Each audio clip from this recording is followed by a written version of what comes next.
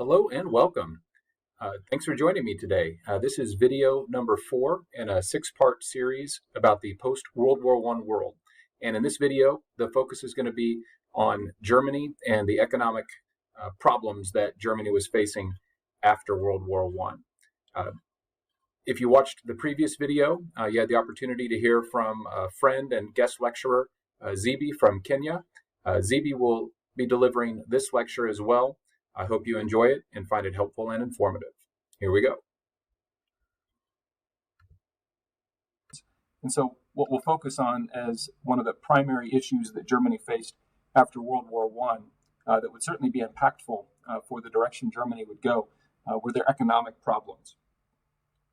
Now, I'll try to keep this as simple as I possibly can. So inflation became a major issue in Germany. And a simple way to talk about inflation would be the rise in what things cost over time. And that's something that can happen fairly naturally. And if things do get more expensive over time, it's usually not that big a deal as long as you have more resources to buy the things that you want and need.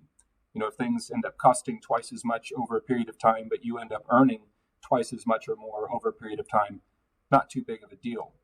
Unfortunately, inflation sometimes doesn't work out quite that way, and what things cost end up getting much more expensive compared to your ability to buy those things.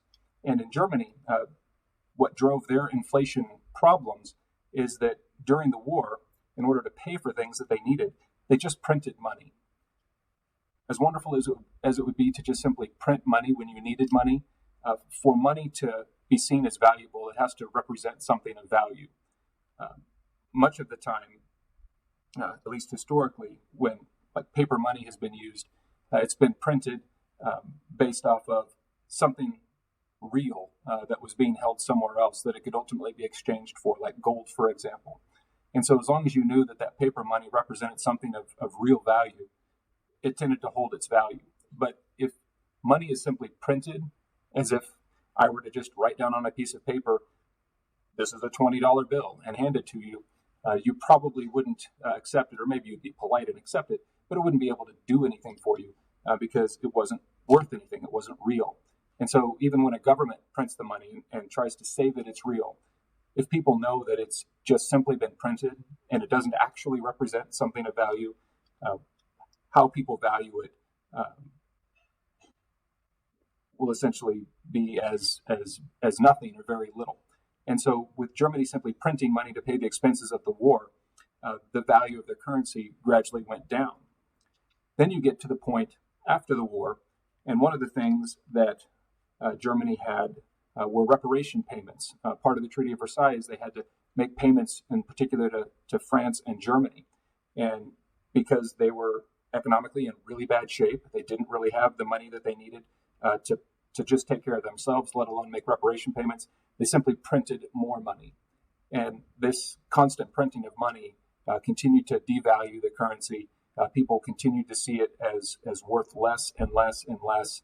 And that's where they actually get to a point of hyperinflation, which is where things get super out of whack. And to give an example of just how out of whack the value of the currency got in Germany, in 1918, a loaf of bread cost approximately 1 mark. That was the name given for the German currency. So kind of think like $1, like a loaf of bread for $1, 1918. Well, in 1923, the inflation had gotten so out of whack, it took 200 billion marks to be able to purchase a loaf of bread.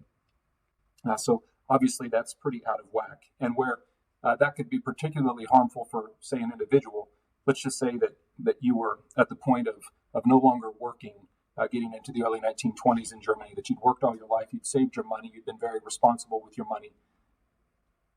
This hyperinflation happens. What you had saved up to live on for your remaining years, maybe you did a great job, maybe you saved up 1 million, maybe you saved up 2 million marks.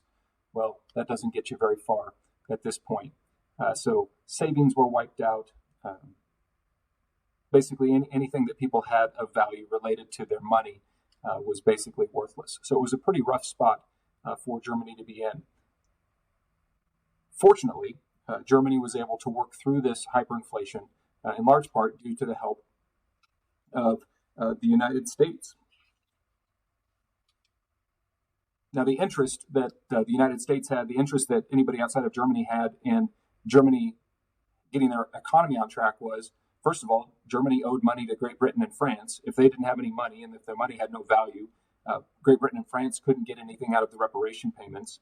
And we, the United States, were owed money by Great Britain and France. And if Great Britain and France weren't getting anything from Germany, they were going to be less likely to be able to pay us what they owed us. So we as a country definitely had an interest in Germany recovering. And so what ended up being put together was something called the Dawes Plan. And in simple terms, what it amounted to was a loan of approximately $200 million by the United States to Germany to provide a basis for a new currency to be printed and to be based off of something of value, or what people saw as valuable, which was American currency. And slowly but surely, they were able to stabilize their currency and have a currency that people believed had real value. And I put a little picture up there on the screen to try to show kind of the flow of how this might work. And so basically the way it worked is we loaned Germany money. Now we expected Germany to pay that back to us plus interest. So it's not like we were just giving Germany the money. And with Germany having currency of real value, they were in a better position to make reparation payments to countries, the countries of Great Britain and France. And if Great Britain and France were able to have more money, basically, they would be in better position to repay us money that we owed. So if this worked out, we would not only be able to be repaid more effectively by Great Britain and France, but Germany in time would pay us back for the loan plus interest. So it would be a win, certainly for the United States, and it would be a win ultimately for everybody else. And fortunately, the Dawes Plan worked pretty well. And as you look through the 1920s, Germany moved away from its hyperinflation and really was able to get things back on track. Well, thanks once again to ZB for being our guest lecturer in today's video, as well as the video just prior to this one. Hopefully, you have a better understanding now of some of the challenges facing new democracies, as well as Germany in particular, as it related to their economic issues.